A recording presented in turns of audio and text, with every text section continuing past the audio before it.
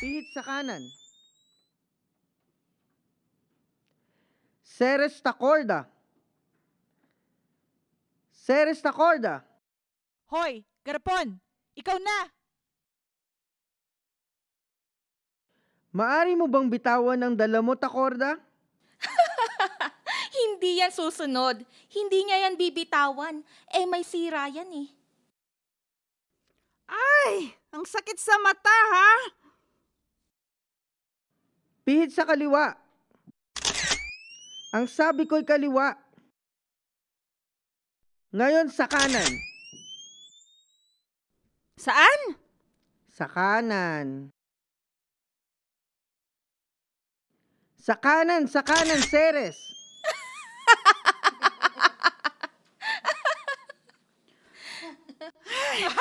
Hoy, magsitigil kayo! Magsitigil kayo! Patigilin mo sila! Sana'y di magmaliw ang dating araw. Nakita niyo siya? Di pang Narinig niyo ang boses niya? Ang galing kumanta, no? Di ba? Parang anghel. Oh, asan na siya? Asan na siya?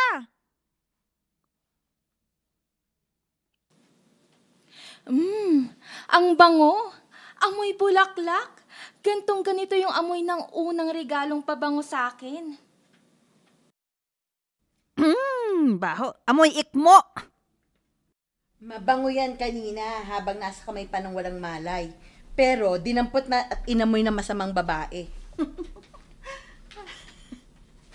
Kaya ayan, nag-amoy ikmo. Kasi hinawakan ng babaeng makapalang apog. Huwag kang manlait. Hindi ako masamang babae. Anong hindi? 16 ka pa lang na nakaladkad ka na ng kung sino-sinong lalaki. Nung 11 ka, hindi ba't sumama kang magtanan kay Berting? Na balitang 3 ang asawa? Magmula noon, itinakwil ka na namin ng tatay mo. Nagbalik ako sa inyo at sa tatay noon. Humingi ng tawad. Pero pinalayas niyo ako. Matigas kayo kahit nagpapakumbaba na ako. Hindi niyo pa rin ako tinatanggap at pinapatawad ng itay. Dahil wala kang kwentang anak, sa laula ka, baboy. Kayo ang walang kwentang magulang. Sa halip na sagipin niyo ako sa aking pagkakalunod, lagi niyo pa akong inululubog sa kasalanan. Huwag kang manunumbat. Naghahanap ka lang ng katuwiran upang mapagtakpan ng iyong mga pagkakamali. Nang mabalitaan ng tatay mo na sumasayaw ka sa club ng halos hubot-hubad, inatake siya sa puso at namatay ng dahil sa kahiyan. Ikaw ang pumatay sa iyong ama. Ginawa ko yon dahil wala na akong mapuntahan. At pagkatapos mong sumayaw, pinangatawanan mo pa ang pagiging masamang babae. Ayoko nang marinig yung mga salita na yan. Naging isa ka ng babaeng bayaran kung kani-kanino kang lalaki sumasama. Pilipino, Hapon, Bombay, Arabo, Canadian. Nandidiri ako sa'yo.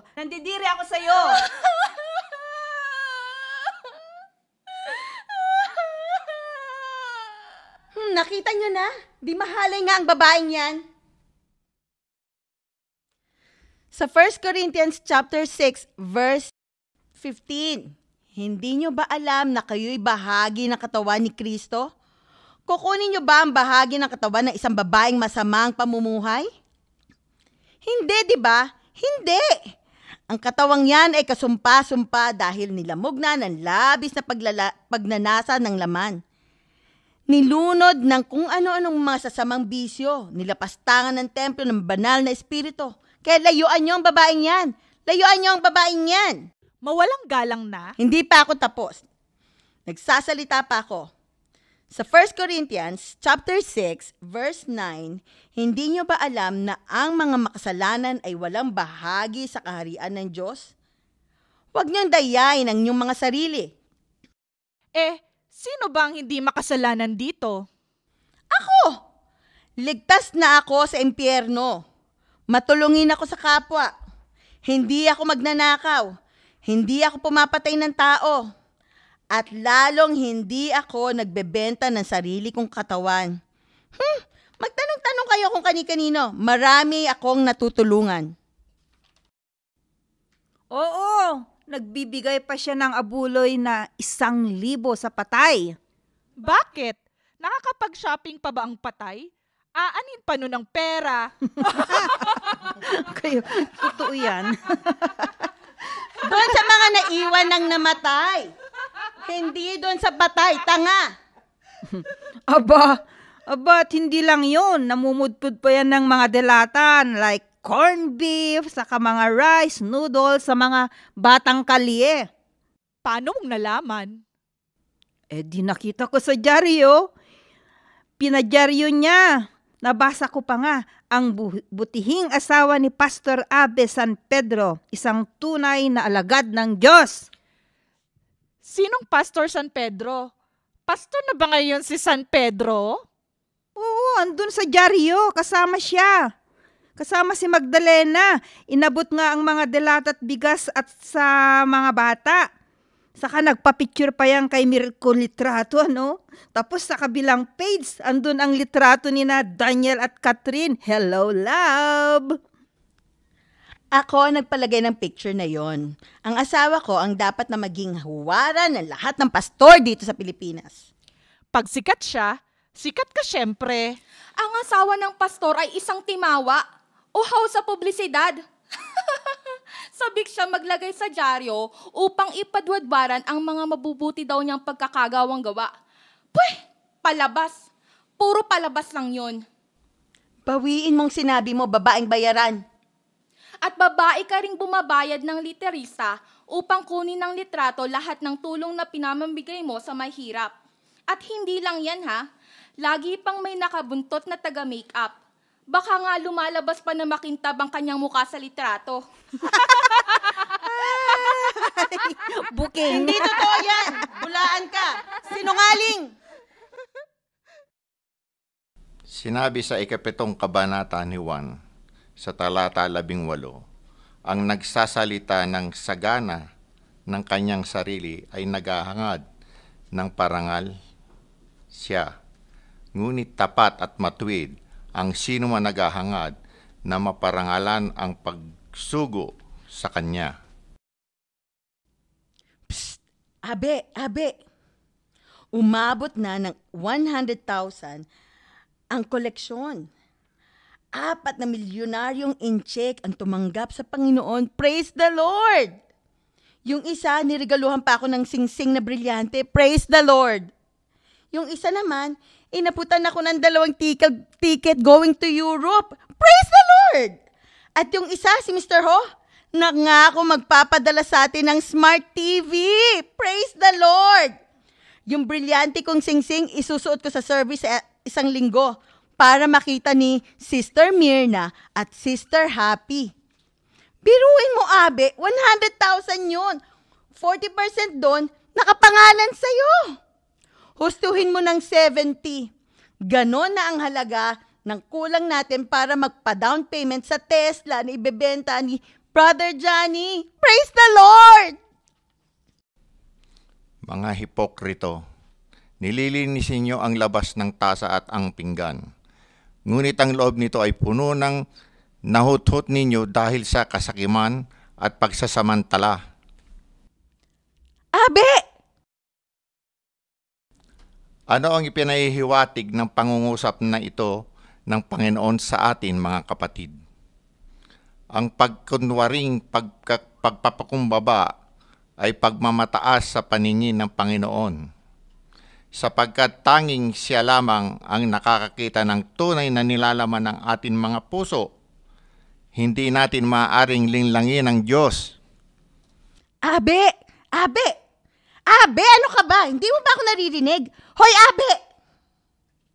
Sapagkat ang sino man nag-aangat sa kanyang sarili ay ibinababa ng Panginoon, at ang nagpapakumbaba naman ay kanyang itinataas. Abe! Napahiya ka ano? Ipinagmamalaki mong asawa ka ng pastor. Ikaw naman itong batik sa pangalan niya. Ipokrita! Pweh! Ay, bastos ka? Nakapanliliit. Bastos! Heto. Basahin mo. Nakasulat. Ang masama ay kinasusuklaman ng mga matutuwid. At ang masasama naman sa matutuwid ay nagagalit. Nagagalit ka sa akin dahil kampon ka ng dyablo. Masamang babae. Naku, baka may AIDS ka pa't mahawa mo ko. Ikaw! Tulungan niyo ako! Tulungan niyo ako! Tulungan niyo ako! Tawagin niyo ang gwardya! Madali! Tawagin ang gwardya!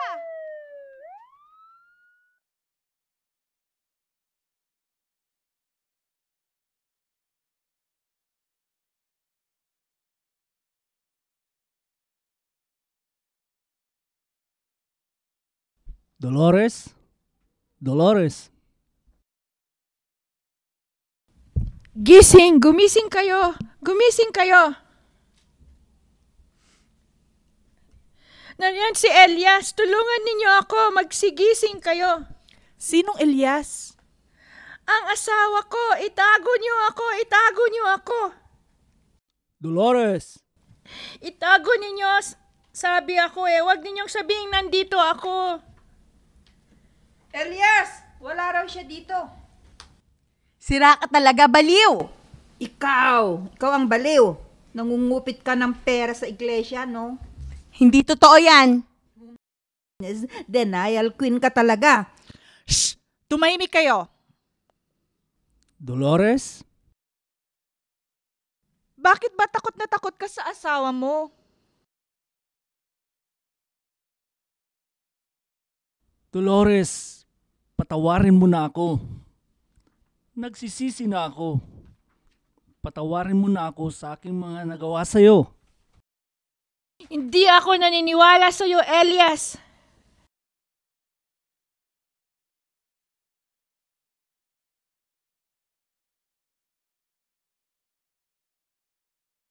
Mahal kita. Sinungaling!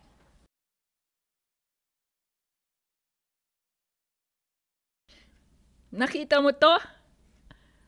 Ayan ang katibayang hindi na kita dapat pagkatiwalaan. Sinungaling ka, hindi mo ako mahal. May mahal bang sinasaktan at binubugbog halos araw-araw? Ginagawa ko lamang iyon tuwing nakakainom ako. At araw-araw kang nakainom, araw-araw kang lasing, gabi-gabi nakatulugan ko na lamang ang sakit ng katawan, bunga ng mga pasa at gulpi sa aking katawan. Paggising ko sa umaga, hindi na tao ang tingin ko sa lalaking katabi ko, kundi isang halimaw. Ilang ulit na ba ako nagmamakaawa sa iyo? Elias, tama na! Tama na, Elias! Sumahabag ka sa akin, pero hindi ka nakikinig. Hindi ka marunong maawa. Gusto kong sisihin ang panahon kung bakit niya ako pinabayaang tiisin lahat ng paghihirap na yon. Paano ko ba makalimutan ang araw na nagalit ka sa akin at saka mo pinaso ng sigarilyo ang hita ko? At nung kalagkarin mo ako ng halos hubot-hubad sa kalye nang masira ko ang TV at hindi ka nakapanood ng championship game sa basketball? Nung sinipa mo ako sa sikmura nang hindi ka agad nakuhang sundin ang lahat ng utos mo sa akin. Ganun ba ang mahal? Ni pirasong dangal, wala kang itinira sa akin. Kaya pinatay na kita sa puso ko, sa isip ko. Wala kang naiwang alaala sa dibdib ko, kundi puro galit. Galit! Naglatay ang puot ko sa iyo, gaya ng mga pilat na iniwan mo sa katawan ko. Pinagsisihan ko ng lahat yon, Dolores. At gusto ko nang bumalik sa iyo.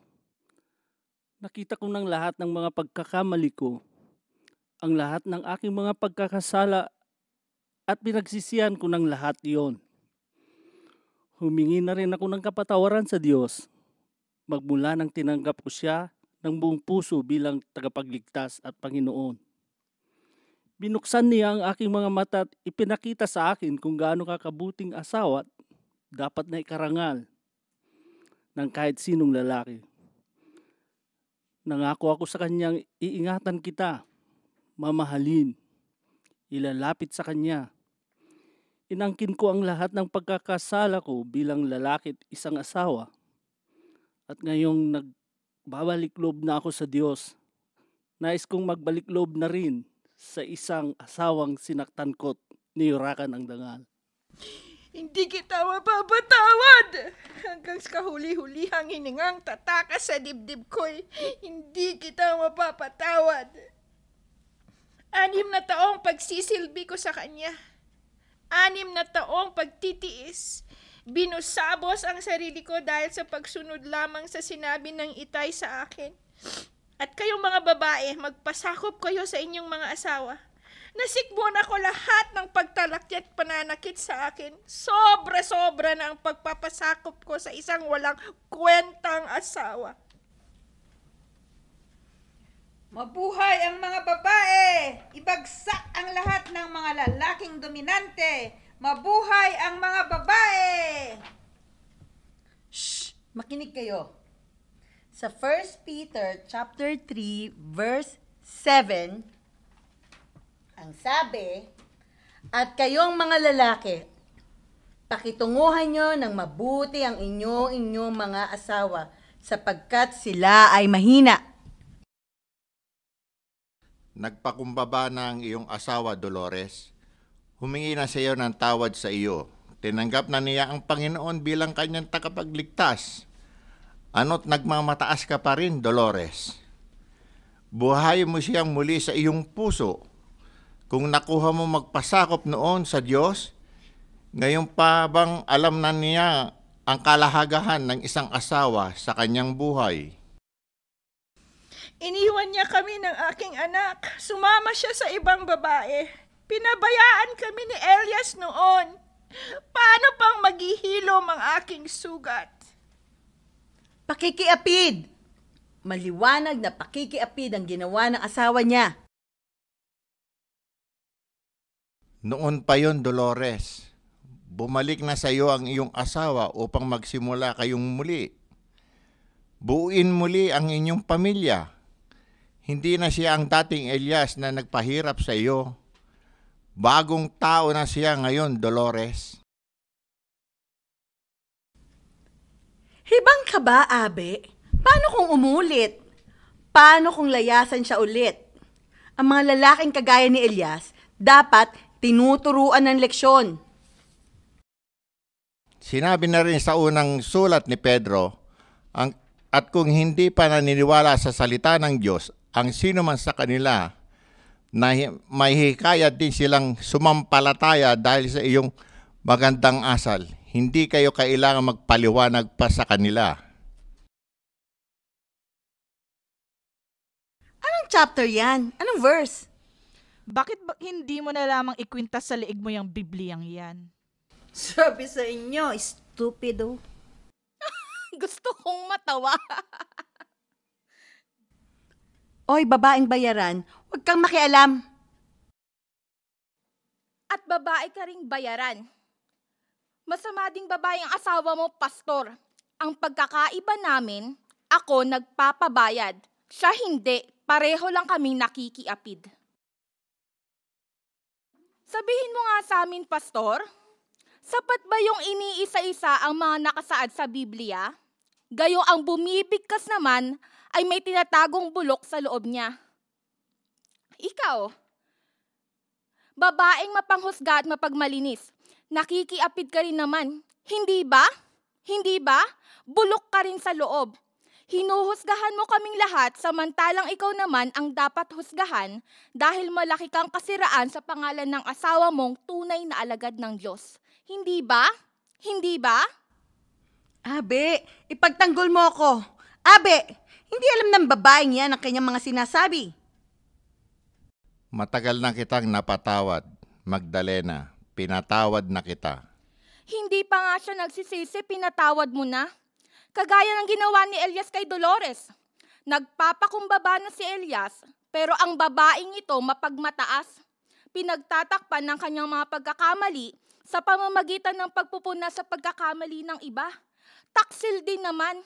Mapagkunwari ka talaga, Magdalena San Pedro. Abe, ipagtanggol mo ako. Abe! Abe, wag mo akong iwan. Abe! Hipokrita! Sabi na, bisote yan eh, stupido yan eh. Mapagmalinis? Taksil! Mapanghusga! Tama na! Tama na! Oo, inaamin ko. Nakiapid ako. Sumuko ako sa pita ng laman.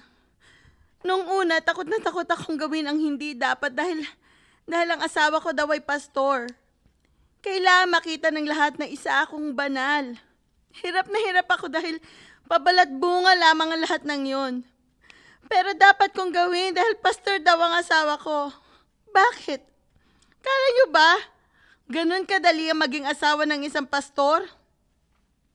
Madali bang maging kaagaw sa pagmamahal at panahon ng inyong asawa, ang Diyos? Hindi pa ako handang ipaubaya ng buong-buo ang asawa ko sa Diyos. Pero sabi niya, yun daw ang tawag sa kanya. Doon daw siya nilagay. Pero kailangan namin siya ng aming anak. Pero doon nga siya inilagay ng Panginoon. Sa ganong gawain, tungkulin mong sumunod sa Kanya at tulungan siya. Mabuti ka pa nga, may takot sa Diyos ang asawa mo samantalang ako. Ikaw magsisilbing anino sa likod ng asawa mo. Ang ama ko, isa siyang lalaking may puso para sa Diyos, parang si David. Isa siyang misyonaryo kung saan-saan siya nakarating at bawat lugar na kanyang puntahan, naroon ang aking ina. Matyagang umaalalay sa kanya, katukatulong niya sa pagdarasal. Magkatulong silang nagtuturo at naghahasik ng ebanghelyo sa maraming puok. Hindi ba dapat ganun ka rin? Narinig ko na naman ang salitang yan.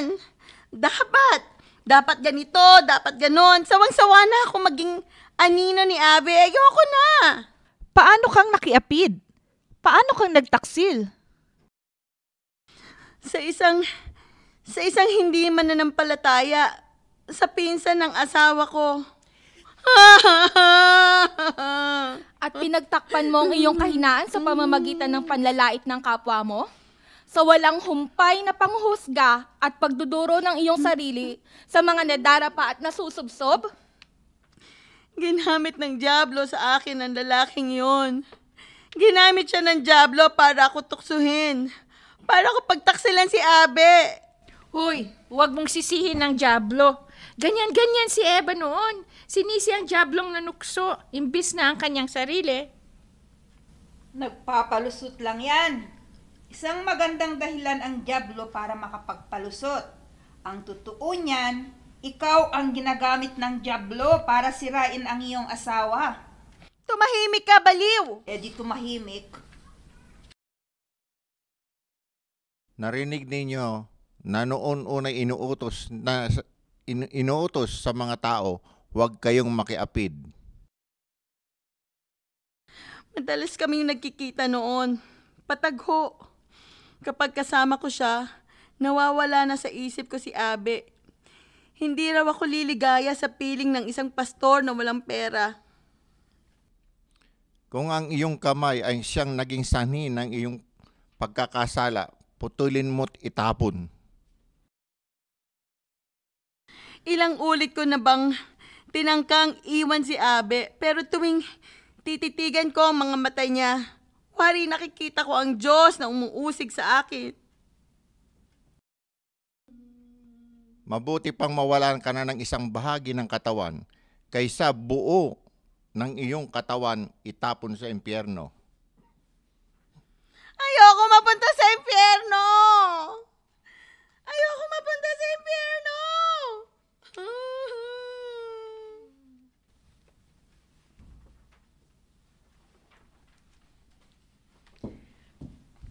Paikot-ikot, pasikot-sikot, isa pa'y nakalimot, buhay na puro gusot, puso'y tila nilimot. Iadya sa... Ipag-adya saan? Ano ang salitang tutugma sa nilimot? Takot? Ipag-adya sa takot? Anong tutugma sa takot? Lungkot.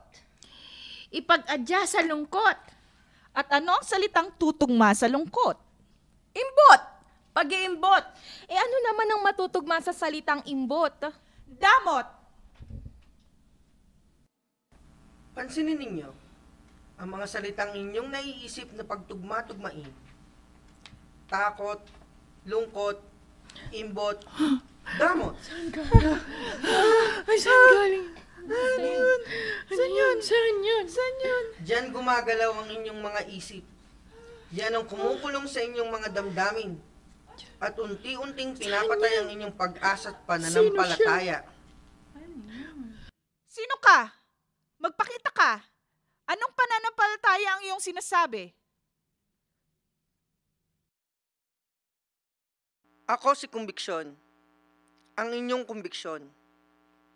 Takot, lungkot, imbot, damot. Sige nga, alin dito ang makakatulong sa inyong pananampalataya? Ano ang sinasabi mong pananampalataya? Ang mga ito ang naglalayo sa inyo sa Diyos. Takot, lungkot, imbot, at damot. Ha?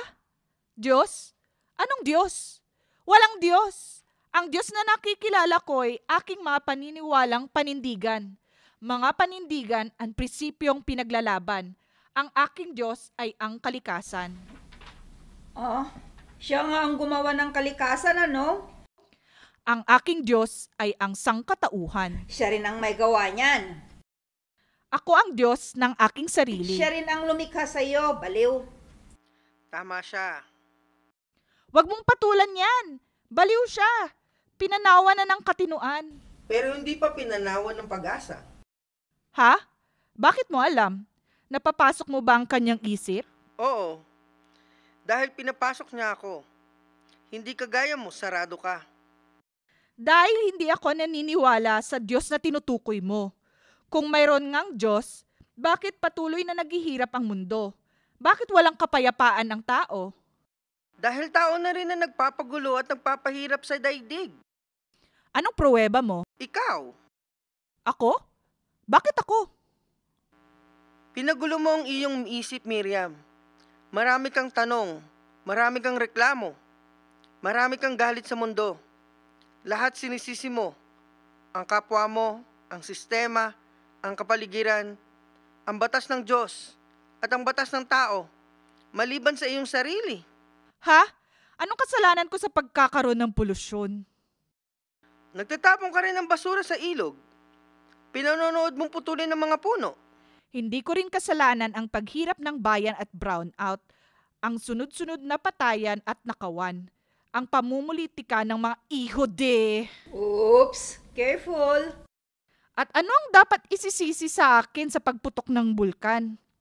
Ang pagkakaroon ng digmaan ng kung ano-anong kaguluhan. Hindi ko naman kasalanan yan ah. Bakit ko sisisihin ang aking sarili? Sa tingin mo'y may magagawa ka pa? Meron. Magreklamo ka. Wala. Wala na akong magagawa. Hindi ako ang presidente para problemahin at pag-isipan pa ng solusyon sa mga problemang yan. Kaya wag mo nang ipilit sa aking merong Diyos. Tinawag mo ba siya? Bakit ko siya tatawagin? Para ano? Para bumaba sa lupa galing sa langit?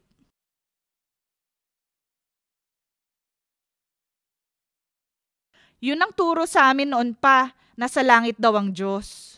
Naniniwala ka? Hindi nga ako naniniwala sa Diyos. Hindi mo siya tinawag ni minsan? Hindi nga naniniwala, ano? Naniniwala siya. Alam kong naniniwala ka, Miriam. Itinatanggi mo lang sa iyong sarili. Meron isang Diyos na maaaring tumulong at lumutas sa mga kaguluhang ito. Dangan lamang hindi mo siya tinatawag. Hindi ka nagdarasal. Ipinadasal mo na ba ang polusyon? Ang kahirapan? Ang brownout?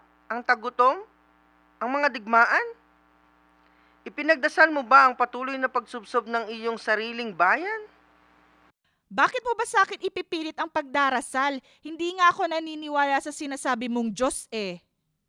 Kung mamatay ka ngayon, saan ka pupunta? Lulutang ka lang ba sa hangin? Mabubulok ang katawang uuriin at babalik sa alabok. Kung gayon, naniniwala kang nanggaling ka sa alakabok. Oo, Naniniwala kang hangin lamang ang humigos sa iyo upang maging tao? Nilikha ka ng Diyos, Miriam. Nilikha ka niya sa kanyang kaanyuan. At di mo kailangan man maaaring itakwil ang isang kapangyarihang pinaghugutan mo ng iyong anyong buhay. Kung totoong mayroong isang Diyos, bakit niya ako pinabayaan? Inuulit ko ba siyang tinawag noon nang magkasakit ang aking asawa at agaw buhay siya? Pagkatapos ay kinuha pa niya ang aking 2 anak, nalunod sila, at namatay sa kanser ang aking asawa.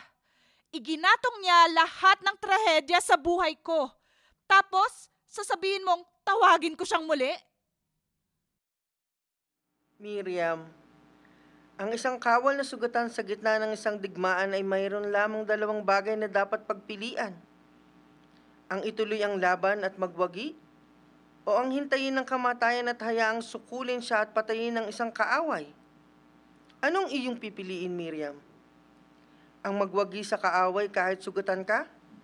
O magpatalo sa kanya at mamatay ng walang kalaban-laban?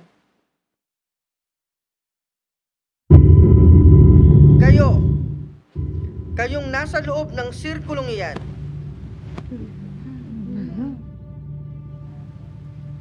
makinig kayong mabuti. Kung ibig ninyong makalaya at makalabas sa bilog na yan, palayain ninyo ang inyong mga puso at espiritu sa takot, lungkot, pagimbot, at damot.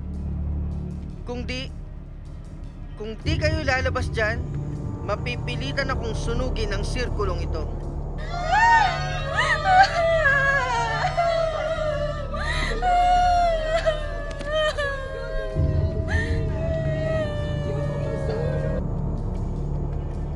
Kinulong ninyo ang inyong sarili sa inyong nakaraan.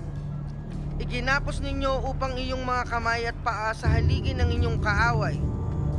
Susunugin ko ito upang patayin ang patuloy na nabubuhay sa kanyang nakaraan.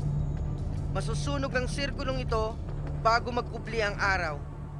Dahil hindi na dapat sikatan pa ng liwanag ang mga kaluluwang alipin ng kanilang mga kasalanan. Ito'y babala, hindi isang banta.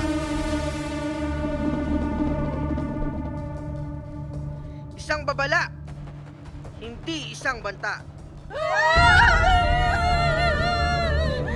Narinig niyo?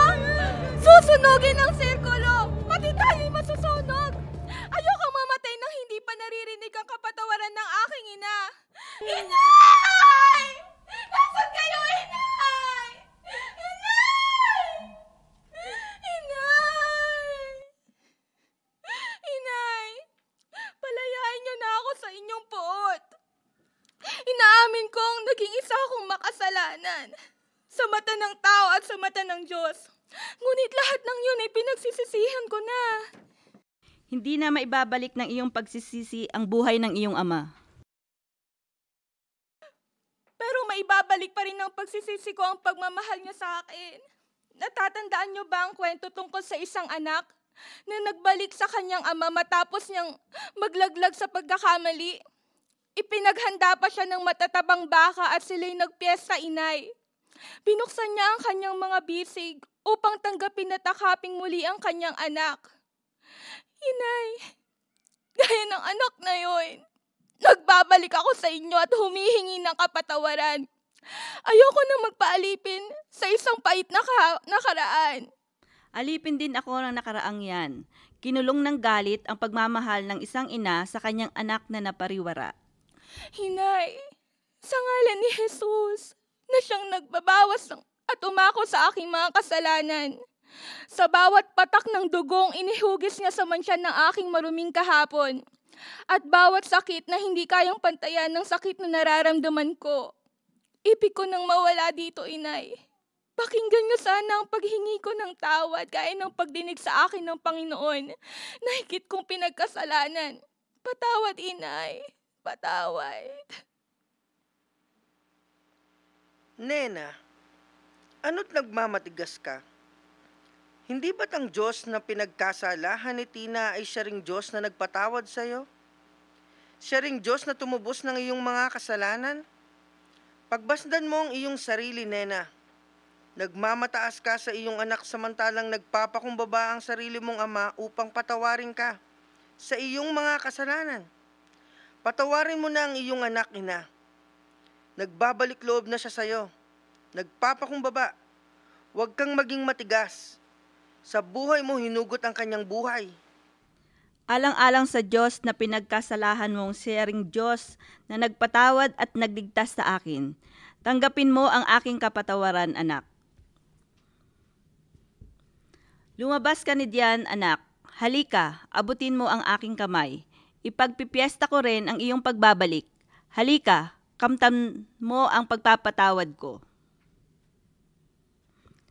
Lumabas ka na diyan, anak. Halika na.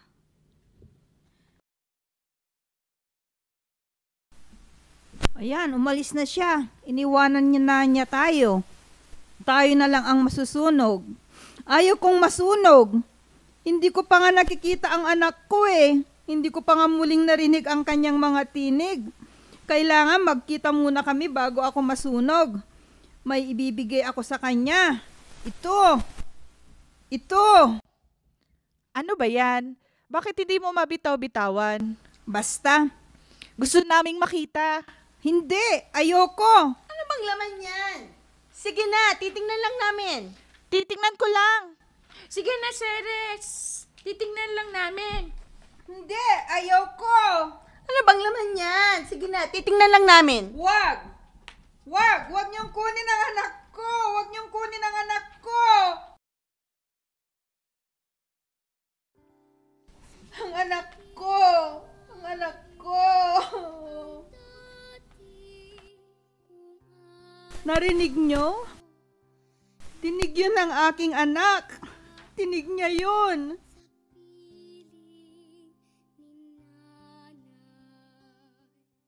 Wala kaming naririnig. Bakit mo ba magiging anak yang nasa loob ng garapon na yan? Oo, anak ko. Dito ko siya nilagay noon. Takot akong humarap sa taong mayroong anak, pero walang ama.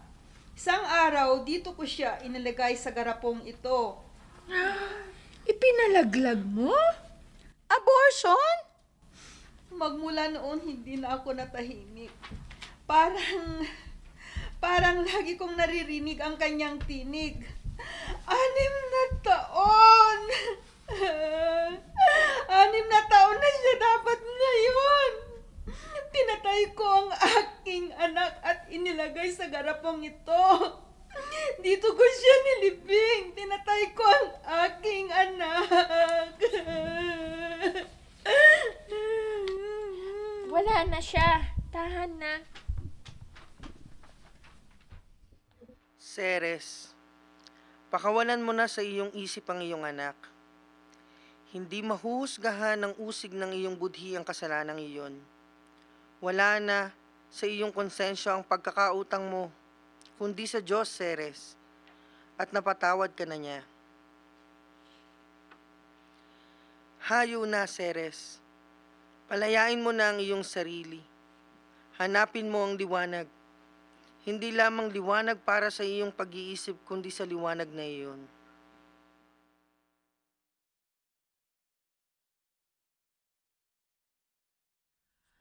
Tatlo na lang tayo dito. Gugustuhin pa ba nating balikan tayo ni Conviction bago bumaba ang araw? Ayokong mamatay. Ayokong mamatay sa apoy. Gaya ng takot mong mapunta sa impyerno, hindi rin ganun ang gusto kong kamatayan.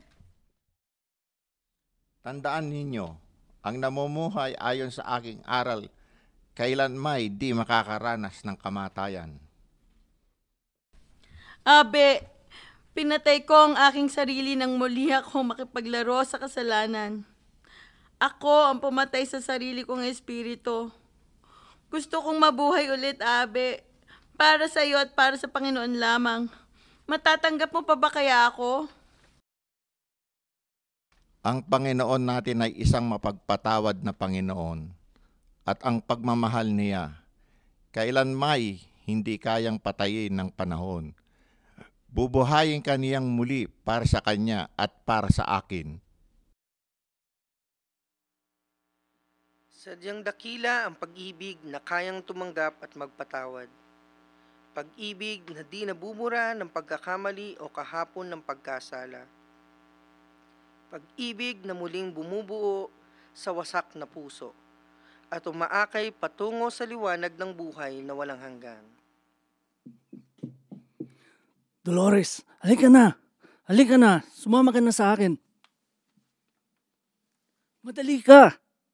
Halika na, Dolores. Kailangan kita. Kailangan ka ng iyong anak. Ayoko! Dolores, kailangan ka namin ng iyong anak.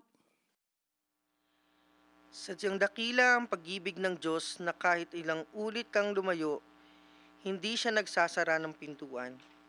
Ang kanyang mga bisig ay laging bukas, nag-aanyaya ng pagbabalik, ng kapatawaran, ng bagong simula.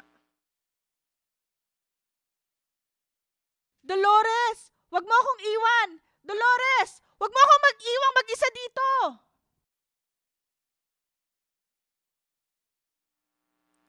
Nagmamatigas ka pa rin ba, ha, Miriam? Hindi mo pa rin ba palalayain ang iyong sarili sa mga agam-agam? Hindi mo pa rin ba kikilalanin ng Diyos na naghihintay lamang ng pagtanggap mo sa Kanya? Lumabas ka na bago ko pasunugin ng sirkulong ito. Naghihintay na sa labas ang isang buhay na walang hanggan.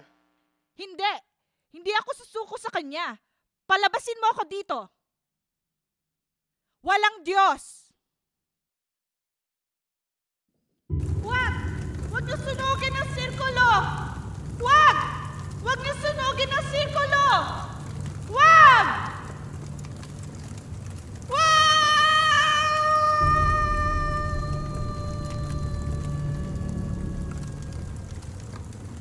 Mapalad yaong ang mga pasuway ay pinatawad na ang mga kasalanan ay napawi na. Mapalad ang taong ang mga kasalanan ay nilimot ng Panginoon. Ikaw. Oo. Ikaw na nakakarinig nito. Pinalaya mo na ba ang sarili mo? Nagpatawad ka na ba? Tinanggap mo na ba si Jesus na iyong tagapagligtas?